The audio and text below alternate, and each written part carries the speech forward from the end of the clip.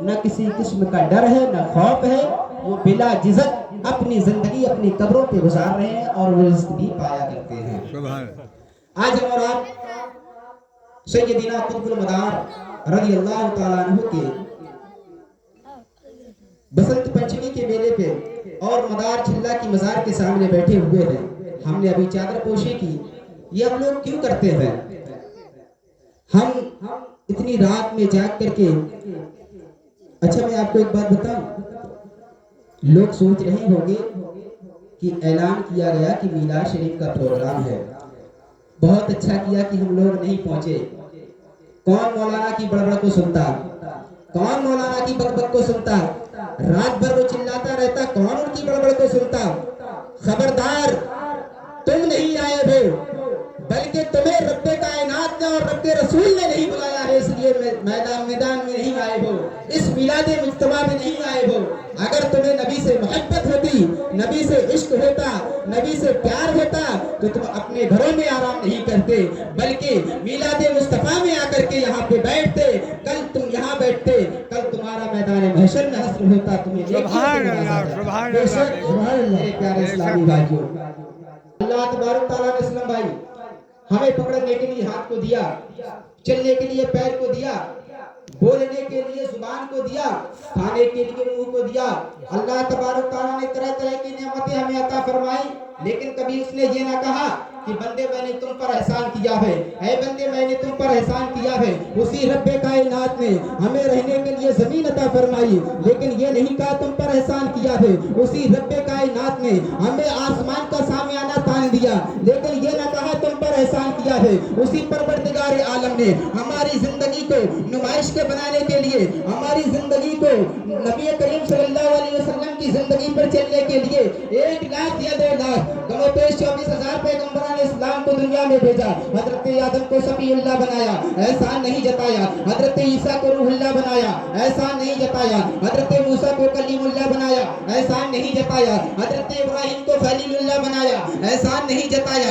حضرت اسماعیل کو ذبیح اللہ بنایا، احسان نہیں جتایا۔ لیکن اسی رب کائنات نے جب اپنا محبوب بھیجا تو رب ارشاد فرماتا ہے، آمنہ کا نور نظر آ رہا ہے، عبداللہ کا لگتے جگر آ رہا ہے، دائی حلیمہ کا لگتے جگر آ رہا ہے۔ اسی رب نے ارشاد فرمایا، لقد من اللہ علی المؤمنین اذ بعث فیہم رسولا، اے مومنو میں نے تم پر احسان کیا جب تم میں سے میں نے رسول بھیجا۔ سبحان اللہ، سبحان اللہ، اس رسول کو بھیجا جن کے صدقے میں ہمیں زندگی دی گئی، جن کے صدقے میں ہمیں زندہ کیا گیا۔ اسی رب نے ہمیں زندگی عطا فرمائی، کس لیے؟ کہ جا کر کے دنیا میں میری عبادت کرنا۔ لیکن ہم دنیا میں آ کر کے عبادت کرتے ہیں؟ نہیں کرتے۔ اس لیے کوئی کھیتوں میں مشغول ہے، کوئی مٹر توڑنے میں مشغول ہے، کوئی شراب کے اڈے کو جمانے میں مشغول ہے، کوئی جوا کھیلنے میں مشغول ہے، کوئی خرافاتی کرنے میں مشغول ہے، کوئی چغل خوری کرنے میں مشغول ہے۔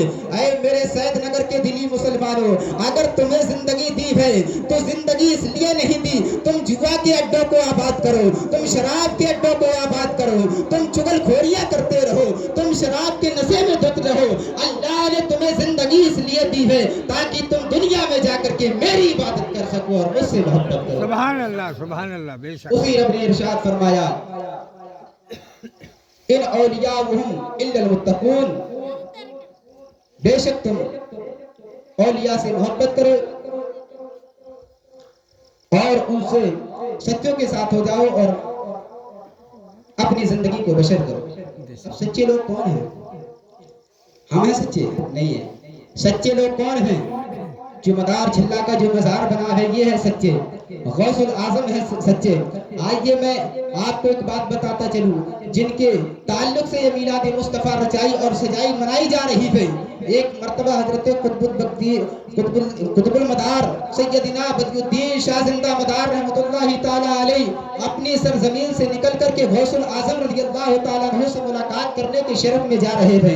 جیسے ہی راستے میں جا رہے تھے، غوث اعظم کا جلال کا عالم یہ تھا، غوث اعظم اس قدر جلال رکھا کرتے تھے، اگر ان کے مزار مقدس کے قریب میں سے، اگر کوئی ان کے حجرے مبارکہ کے قریب میں سے کوئی پرندہ اوپر سے جاتا تھا، غوث اعظم نظر پسار کر کے دیکھتے تھے، وہ آسمان میں اڑنے والا پرندہ زمین پر گر جایا کرتا تھا۔ جلال کا عالم आलम ये था, अगर दरख्त पर आप नजर डाल दिया करते थे तो दरख्त जलकर के रेजा रेजा हो जाया करता था। अगर आसमान से किसी पहाड़ की तरफ देख लिया करते थे तो वो पहाड़ जलकर के रेजा रेजा हो जाया करता था। हजरत कुतुबुद्दीन बख्तियार काकी, हजरत कुतुबुल मदार रज़ियल्लाहु ताला अन्हु गौसे पाक से मिलने की गर्ज में जा रहे थे। जैसे ही गौसे पाक के करीब में पहुंचते हैं, क्या देखते हैं कि गौसे आजम रज़ियल्लाहु ताला अन्हु अगर पहाड़ की जानिब देखते हैं तो पहाड़ जलकर के रेजा रेजा हो रहा है। अगर वो किसी दरख्त की जानिब देखते हैं तो वो दरख्त जलकर के रेजा रेजा हो रहा है। कुतुबुद्दीन बख्तियार हजरत कुतुबुल मदार रज़ियल्लाहु ताला अन्हु जैसे ही गौसे आजम के करीब में पहुंचते हैं, सलाम अर्ज करते हैं। सलाम अर्ज करना ही था कि गौसे आजम की नजर आसमान में उड़ते हुए परिंदे के ऊपर पहुंची। जैसे ही परिंदे के ऊपर पहुंची, आसमान में उड़ने वाला परिंदा, आसमान में बाज करने वाला परिंदा फड़फड़ाता हुआ जमीन पे गिरा। हजरत कुतुबुल मदार ने देखा कि गौसे आजम का जलाल ये है, तो कुतुबुल मदार ने कहा, ऐ गौसे आजम रज़ियल्लाहु ताला अन्हु, आपकी शान ये नहीं है किसी परिंदे को जमीन पर गिरा दे, आपकी शान ये नहीं है किसी पहाड़ को रेजा रेजा कर दे, आपकी शान ये नहीं है किसी दरख्त को रेजा रेजा कर दे। इतना सुनना था कि गौसे आजम ने अपने जलाल को कम किया। जैसे ही जलाल को कम किया, इधर मदार ने कहा, मैं भी तुम्हारा साथी हूँ और मैं भी तुम्हारे काम में आऊंगा। दोनों ने मोहब्बत पैदा कर दी। अब मेरे प्यारे इस्लामी भाइयों, उस वक्त का दौर बड़ा खतरनाक था, उस वक्त का आलम बड़ा खतरनाक था। आपने सुना होगा कि आपने सुना होगा ख्वाजा गिरिनवाज के जमाने में एक जोगी रहा करता था जिसे जयपाल जादूगर कहा जाता है। जयपाल जादूगर जादू दिखाया करता था। बस इसी तरीके से कुतुबुल मदार के जमाने में भी एक जोगी था, एक जादूगर था। उसने सोचा कि कुतुबुल मदार ऐसे आदमी है, ऐसे इंसान है जो उन्हें देखता है बस उनके ही दीवाना हो जाता है, उनका ही गुन गाना शुरू कर देता है। जो उनके चेहरे को देखता है उसके कसीदे गाना शुरू कर देता है, उनके चेहरे को जो देखता है बस उसका दीवाना हो जाया करता है। उस जोगी ने सोचा, उस जादूगर ने सोचा कि मैं भी जाकर के कुतुबुल मदार को देखूं कि कैसा ये जोगी है जो उसको देखता है उसका दीवाना हो जाता है, जो उसको देखता है उसको मस्ताना हो जाता है। अब कुतुबुल मदार की बारगाह में वो जादूगर घर से निकलता है। जैसे ही जंगल के करीब में आता है, अभी जंगल में चल ही रहा था कि जादूगर ने सोचा कि मैं कुतुबुल मदार से ये पूछूंगा कि मैं भी जादूगर हूँ, अगर आप मेरी शर्तों को बता देते हैं तो मैं तुम्हारे ऊपर ईमान ले आऊंगा और तुम्हारे नबी पर ईमान लाऊंगा और उस अल्लाह को वहदानियत मान लूंगा जो एक और ला शरीक लहू है। बस ये दिल में सोच ही रहा था। फिर ये सोचने लगा कि काश मैं जाकर के ये ना कह दूंगा कि मेरे जो कान में बालियां पहने हुए हूँ, मैं जो कान में बाली पहने हुए हूँ, ये गिर जाए और जमीन में गिरने के बाद दो दरख्त पैदा हो जावे और दरख्त पैदा होने के बाद उसमें फल हो जावे, फिर वो फल मैं खा लूं। अभी सोच ही रहा था कि उसके कान से बाला जमीन पर गिरते हैं। मचल के बोले सुभान अल्लाह। कान से बाला जमीन पर गिरते हैं। जैसे ही बाला गिरे तो वो सोचने लगता है बाला तो जमीन में गिर चुके हैं, क्या ये दरख्त बनेंगे? वो सोच ही रहा था कि बाला जमीन पर गिरे, अब वो दरख्त बनना शुरू हो गए, वो शजर बनना शुरू हो गए, वो दरख्त बनना शुरू हो गए, वो शजर बनना शुरू हो गए। अब फिर ये सोचने लगा शजर भी बन चुके हैं, क्या इसमें फल मौजूद होंगे, क्या इसमें फल निकलेंगे? ये सोचना भी था कि उन दो दरख्तों में फल नुमाया हो गए, उन दरख्तों में फल निकलने लगे। जैसे ही फलों को देखा उसने फलों को तोड़ा, तोड़ने के बाद खाया। एक फल सफेद था और एक फल लाल था। खाने के बाद में फिर कुतुबुल मदार की जानिब पहुंचा। जैसे ही कुतुबुल मदार के पास में पहुंचा, गेट के पास में पहुंचा, सलाम अर्ज किया, सलाम वालेकुम ए कुतुबुल मदार। जवाब आया वालेकुम अस्सलाम ए जोगी जादूगर। अब सलाम मुनाफिका हो गया, मुसाफिका भी हो चुका है। अब उसके बाद में जोगी ने कहा, मैं बात सलाम अर्ज ये करना चाहता हूँ कि मैं अपने दरबार से चला हूँ, मैं अपने दरबार से चला हूँ और दिल में कुछ इरादा भी लेकर के आया हूँ। मैं चाहता हूँ कि मेरे सवालों के जवाब आप दे दें तो मैं तुम्हारा कलमा पढ़ करके दाखिले इस्लाम हो जाऊंगा, तुम्हारा नाना का कलमा पढ़ के दाखिले इस्लाम हो जाऊंगा। अल्लाह अकबर। इतना सुनना था। कुतुबुल मदार ने कहा, तुम्हारे सवाल क्या है? अपने सवालों को पेश करो, मैं तुम्हारे सवालों के जवाब देता हूँ। जैसे ही उसने सवाल करना शुरू कर दिया, कहा मेरा सवाल ये है कि मैं सोचता हूँ कि आप ये बताएं, आप मेरे दिल के अंदर का मामला बता दें क्या है। कुतुबुल المدار نے کہا تمہاری جادو جو کام نہ آئی، آؤ میں بتاتا چلوں۔ قطب المدار نے کہا جب تم گھر سے نکلے تھے تم یہ سوچ رہے تھے کہ کاش میرے جو بالا پہنے ہوں زمین پر گرے، گرنے کے بعد میں درخت بنے، درخت کے بعد میں پھل نکلے، پھر ان پھلوں کو میں کھا لوں۔ اتنا سننا تھا۔ وہ جادوگر سمجھ گیا کوئی معمولی انسان نہیں ہے قطب المدار، کوئی چھوٹا انسان نہیں ہے قطب المدار۔ اتنا بھی سننا تھا کہ وہ کہتا ہے اے قطب المدار مجھے بھی کلمہ پڑھا داخل اسلام کر لے، میں بھی تیرے نانا کا کلمہ پڑھنا چاہتا ہوں۔ اور اس نے کلمہ پڑھ کر کے داخل اسلام ہو گیا۔ سبحان اللہ بے شک سبحان تکبیر، نعرہ تکبیر، نعرہ رسالت، یا رسول اللہ نعرہ رسالت، یا رسول اللہ بیڑا پار بیڑا پار۔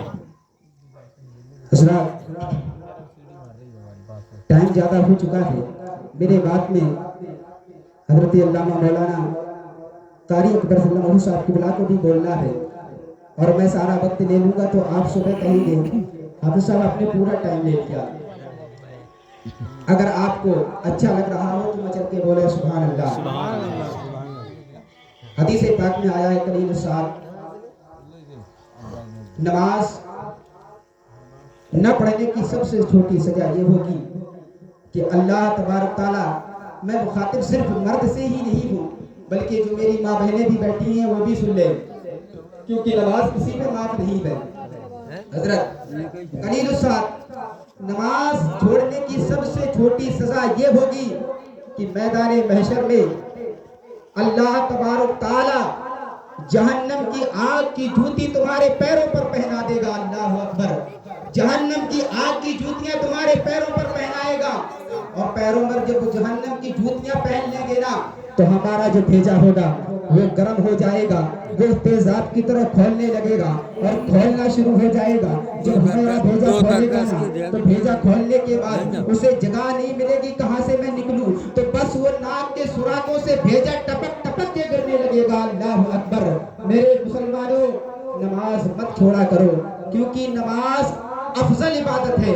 نماز ہی قیامت میں سب سے پہلے پوچھی جائے گی۔ اگر تم نے اللہ کے رسول صلی اللہ علیہ وسلم کی حدیث پاک ہے کہ اگر نماز نہ پڑھو گے تو کل میدان محشر میں کیا ہوگا؟ تمہاری پکڑ ہوگی۔ ان اولیاء متقون، تمہاری پکڑ ہوگی۔ اب پکڑ کیسی ہوگی؟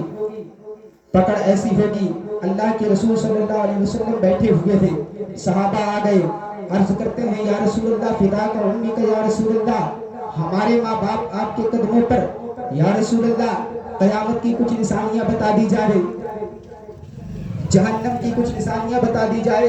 اللہ کے رسول صلی اللہ علیہ وسلم ارشاد فرماتے ہیں اے میرے پیارے صحابہ، میں نے جہنم میں کچھ لوگوں کو ایسے دیکھا۔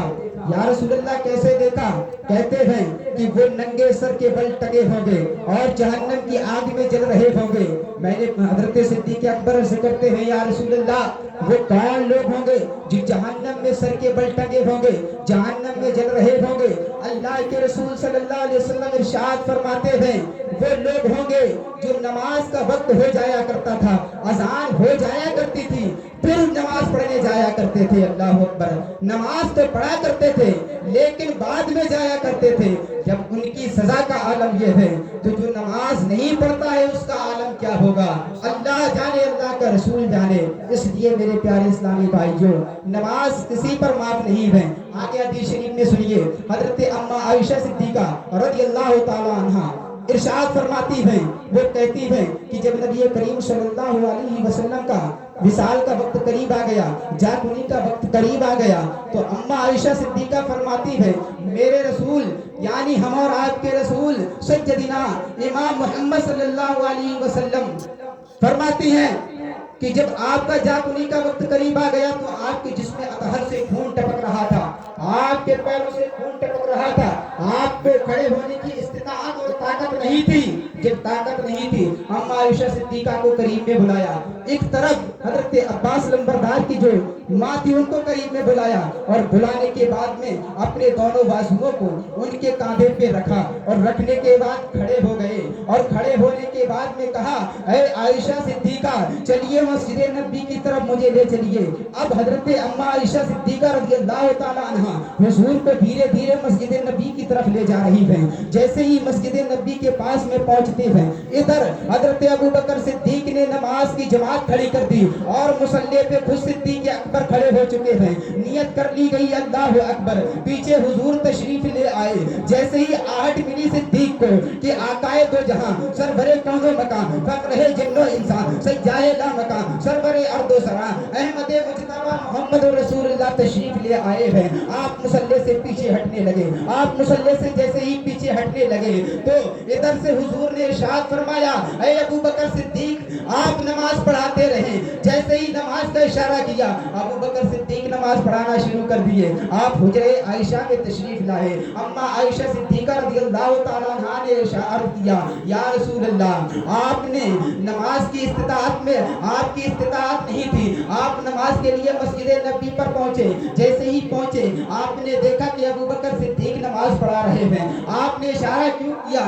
तो मेरे आका फरमाते हैं, ऐ आयशा सिद्दीका मेरा जो मकसद था, मेरा दुनिया में आने का जो मकसद था वो हल हो गया, वो कामयाब हो गया, वो कामरान हो गया। अम्मा आयशा अर्ज करती हैं, या रसूल अल्लाह आपका दुनिया में आने का मकसद क्या था?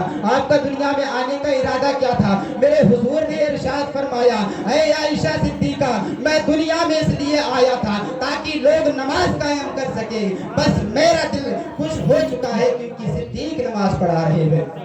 तो जो नमाज पढ़ता है अल्लाह के रसूल बहुत खुश होया करते हैं। अल्लाह खुद फरमाता है कि जो नमाज पढ़ता है वो गोया मुझसे बातें और मुझसे हम कलामी किया करता है। खूब की सैर चमन बाग चुने शाद रहे, बागबा जाता हूँ मैं, गुलशन तेरा आबाद रहे।